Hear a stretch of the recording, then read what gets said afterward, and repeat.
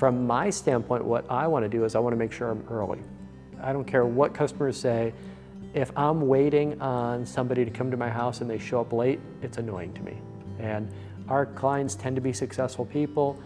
They value their time, and so I want to be at least 10 minutes early, and I want to get myself ready for my appointment.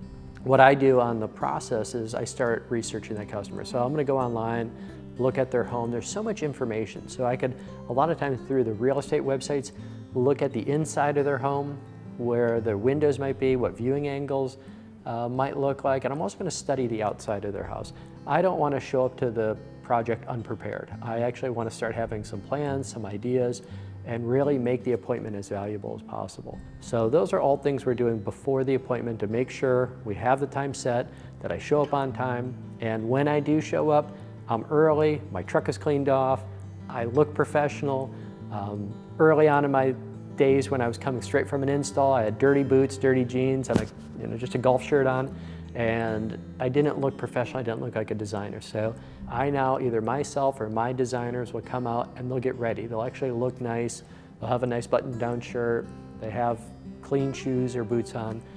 So we want to present ourselves in a professional way.